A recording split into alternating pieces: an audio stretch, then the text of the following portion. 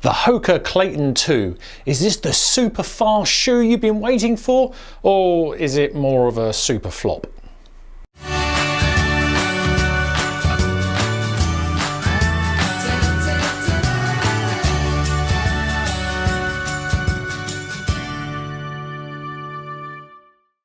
So the Hoka Clayton 2 is the shoe that Hoka have designed to be a little bit lighter, a little bit more responsive, so you've still got tons and tons of cushioning, but it's a firmer cushioning. It's not the pillow soft sort of marshmallow Hoka cushioning that we've come to love. No, this is supposed to be a bit more responsive, give you a bit more zip, or at least that's where they're sort of positioning it at. It's a neutral shoe, comes in at 260 grams in my size, a UK size 11 or 9.1 and a bit ounces. You've got a heel to toe drop of 4mm, and it's rocking their Armat outsole, and it's using this sort of Pro 2 Light dual density midsole shenanigans. You've got this kind of interesting, very unusually designed upper with the mesh, with the overlays, and you know, it's a sort of fairly, if you don't mind the ultra chunky design, it is an interesting design. Bear in mind this is scalloped, so inside it doesn't come up that much. Inside it is there, so your foot kind of sits within this.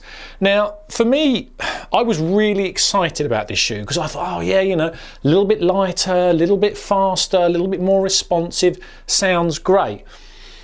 Then I got it and I thought, there are other lighter still shoes and more responsive shoes that you can get, which Hoka itself makes. So I didn't really realise this, or maybe I hadn't thought it through, but this is actually going for a really, really slim niche where you don't want a full-on lightweight race shoe, but you don't want, you know, like the Clifton, which actually now is quite responsive anyway. So you kind of, the space that this shoe is trying to occupy in our attentions and marketing, all the rest of it, is actually wafer thin, because you're not going for a full-on race shoe, but you don't want just your regular shoe. I don't know if I'm explaining this very well, but ultimately, kind of, as I've run with it, I've kind of got the feel for where they were going for.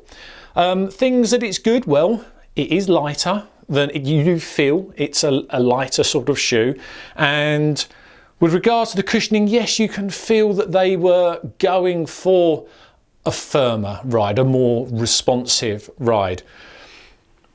That's pretty much all I've got for good things. For the things that in the real world, for me, my personal taste with my feet, how I found it to feel. For a start, by the way, if you are thinking of buying these, you need to probably buy half a size larger than you would normally do. It's the Hoka thing where the sizing's not that great. So things that really haven't sat brilliantly with me with this shoe, and this is my own personal opinion, this was how it felt on my feet when I was running with it.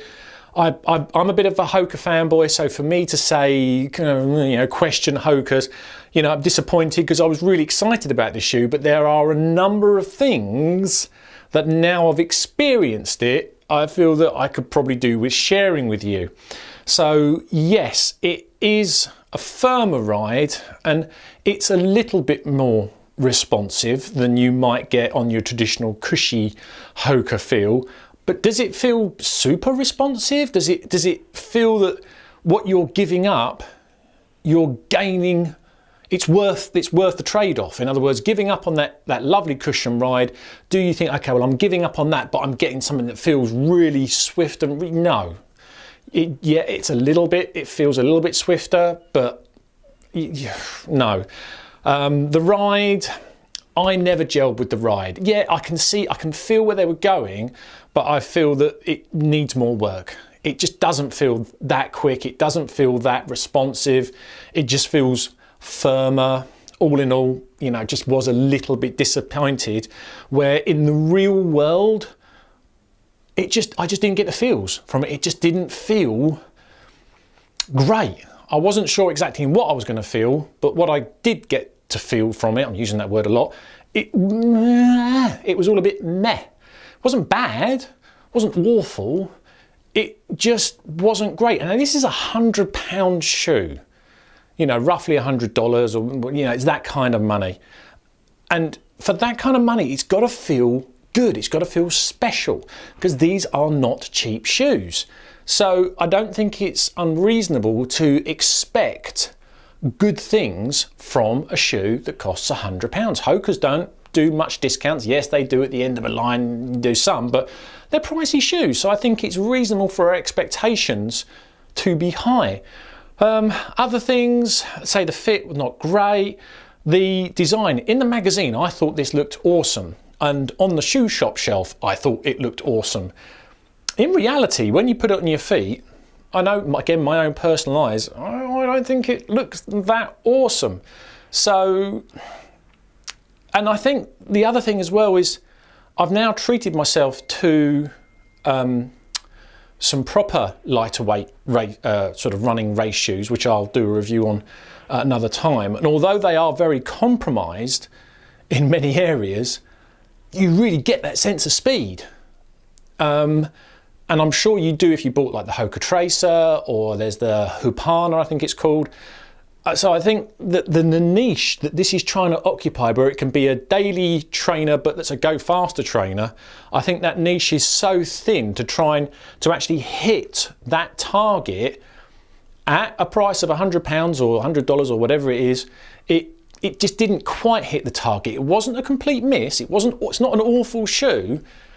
It's just not great. It's just, you know, I'm torn on whether it's a 3 or a 4-star shoe. I think, bear in mind the price, and you can't ignore the price, I think it's just a 3-star shoe, because it's not bad, it's not good, it just is what it is.